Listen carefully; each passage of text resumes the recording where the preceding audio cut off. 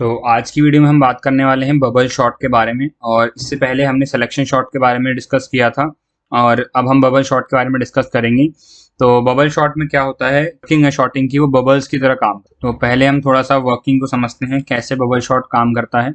तो जैसा कि नाम बता रहा है बबल शॉट है, मतलब बबल्स की तरह वर्क करता है। जैसे अगर आप देखोगे तो जो बबल्स होते हैं पानी के अंदर वो क्या करते हैं, जो लाइटर चीज होती है वो हमेशा ऊपर उठ के आ जाती है और हैवियर चीज नीचे ले जाती है। तो वही सेम कंसेप्ट हम इसमें करते हैं। जितने भी हमारे हैवी एलिमेंट है, मतलब जिनकी वैल्यू ज़्यादा है, वो एरे के लास्ट में चले जाते हैं डाउन द एरे, और जो भी लाइटर एलिमेंट हैं जो पहले आने चाहिए वो ऊपर आ जाते हैं। तो इस तरीके से हम पूरे एरे को शॉर्ट कर देते हैं इंक्रीजिंग ऑर्डर में। तो इसको देखते हैं, ये डिक्रीजिंग में भी कर सकते हो आप, बिल्कुल कंसेप्ट उल्टा करना है बस। तो एक एरे अगर मैं एग्जाम्पल के तौर पर ले लेता हूँ 1 5 7 3 and 2, suppose this is the array. और अब बबल शॉट में क्या होगा कि हम अपने इस एलिमेंट को इसके बगल वाले एलिमेंट के साथ चेक करेंगे, क्योंकि 1 जो है वो लाइटर है 5 से, तो हम आगे मूव करेंगे।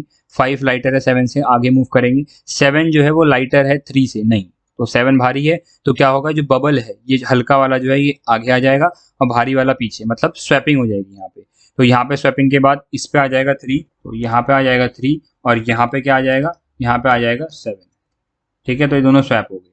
और उसकी उसी तरीके से 7 और 2 भी स्वैप हो जाएंगे, क्योंकि 7 क्या है, हैवियर है और ये लाइटर है। तो यहाँ पे आ जाएगा 2 और यहाँ पे आ जाएगा 7, राइट। तो इस तरीके से पहले आइट्रेशन में क्या हुआ, मतलब 0th आइट्रेशन में हमारा जो 7th है एलिमेंट, जो हैवीएस्ट एलिमेंट है, वो लास्ट में चला गया। और अब की बार हमें लूप कहाँ से कहाँ तक चलाना है, सिर्फ यहाँ से यहाँ तक।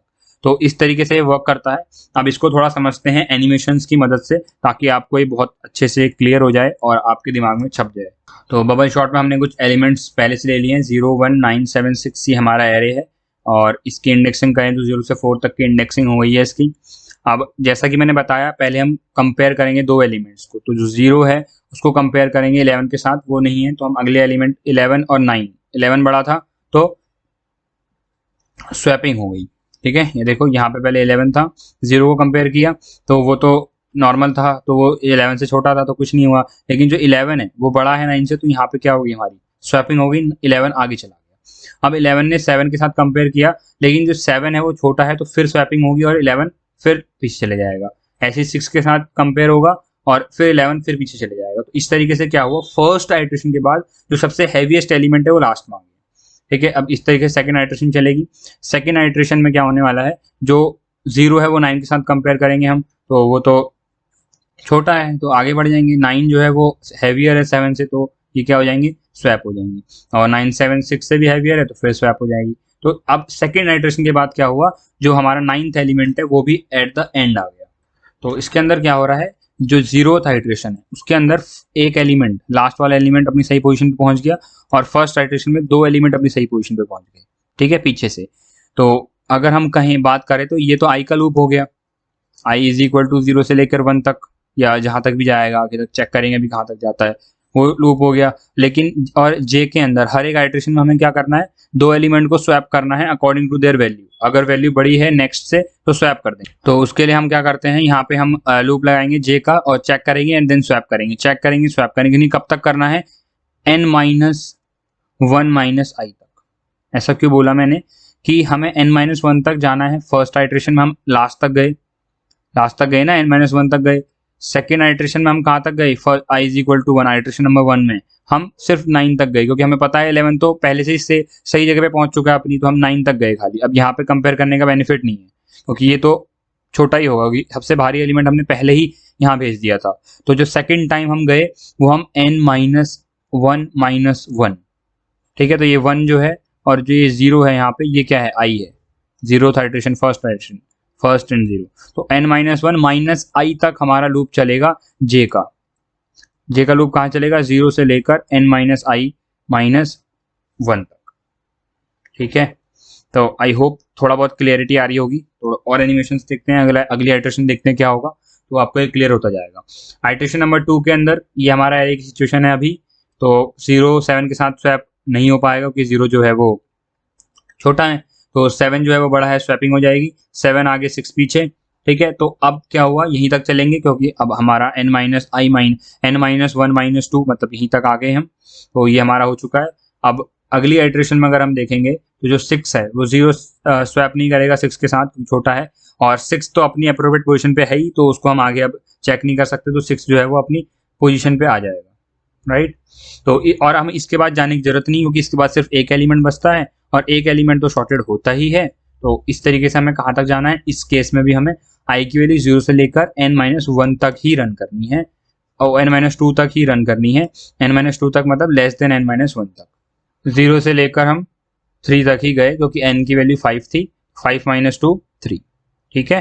तो आई होप आपको थोड़ी बहुत क्लियरिटी आई होगी बबल शॉट की, और नहीं आई अगर आपको अभी भी, तो आप रिवाइंड करके इसको दोबारा देखिए एनिमेशन को। और अब हम कुछ की पॉइंट्स जो हमें इस एनिमेशन से मिले हैं उसको नोट डाउन करते हैं और फिर कोड लिखते हैं। जो पॉइंट्स हमने देखे वो ये देखा कि हमारी जो नंबर ऑफ आइट्रेशंस हैं, नंबर ऑफ आइट्रेशंस हमारी n-1 है। इसका मतलब जीरो लूप जो चलेगा वो 0 से लेकर n-2 तक चलेगा, मतलब लेस देन n-1 तक चलेगा, ठीक है। तो ये नंबर ऑफ आइट्रेशंस होगी हमारी, पहला पॉइंट। दूसरा पॉइंट ये है कि इन ईच आइट्रेशन, हर एक आइट्रेशन में,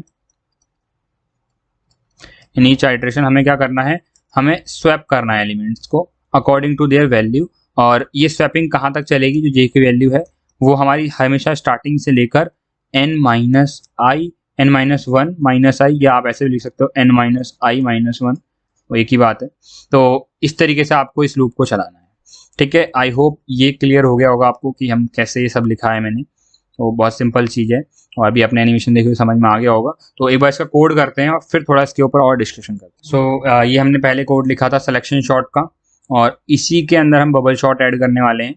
तो यहाँ पे सिलेक्शन शॉट को मिनिमाइज करके इसको भी मिनिमाइज करते हैं थोड़ा सा, और इन दोनों को यहाँ से उठा देते हैं और इसको ले आते हैं नीचे एंड में, दोनों एंड में आ गए हैं। और यहाँ पर हम प्रोटोटाइप लिखते हैं इनका। तो पहले लिखते हैं प्रिंट का प्रोटोटाइप, इसके अंदर एक आएगा एरे और एक आएगा साइज, ठीक है। इसी तरीके से हमारा फिर एक फंक्शन है सिलेक्शन शॉट, उसका भी प्रोटोटाइप लिख लेते हैं, ठीक है। अब हम जो फंक्शन डिक्लेयर करने जा रहे हैं वो है इन बबल शॉट। तो बबल शॉट, उसके अंदर भी हम एक एरे लेंगे और उसका साइज, ठीक है। तो मैंने तीनों का प्रोटोटाइप दे दिया है। यहाँ पर हमने एरे को इनपुट n लिया है, एरे को इनपुट लिया है, और उस एरे को पहले सिलेक्शन शॉट कॉल किया है और फिर उसको प्रिंट किया है, ठीक है। तो इसको हम थोड़ा सा ऊपर भेजते हैं, और यहाँ पर अब हम करने वाले हैं बबल शॉट।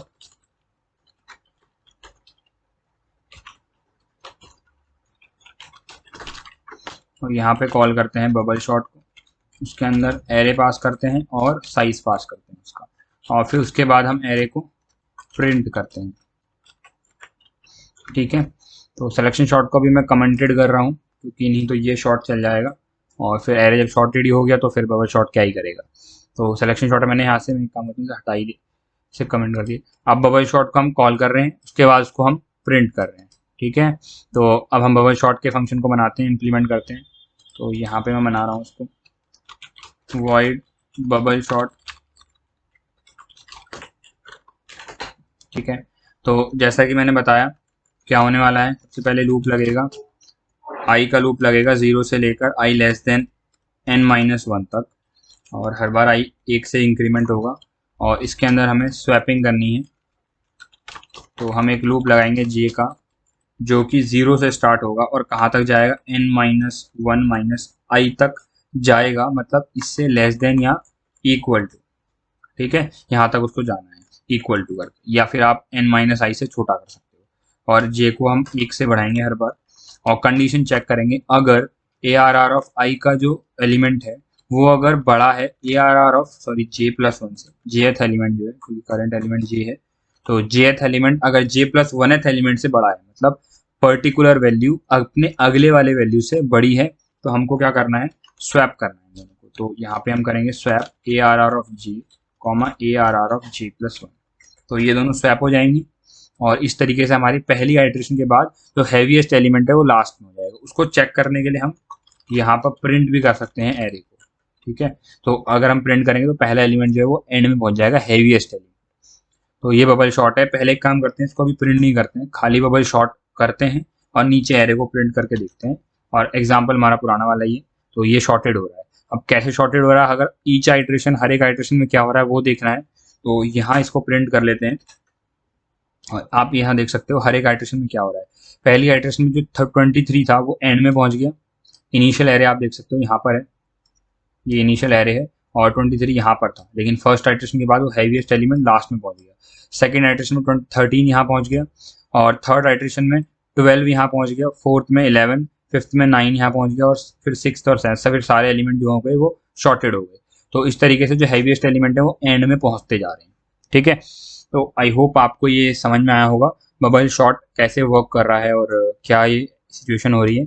कोई भी चीज़ अगर आपको समझ में नहीं आई और अनक्लियर लग रही है तो आप कमेंट सेक्शन में पूछ सकते हो, और इसको रिवाइंड करके एक बार देखना जरूर।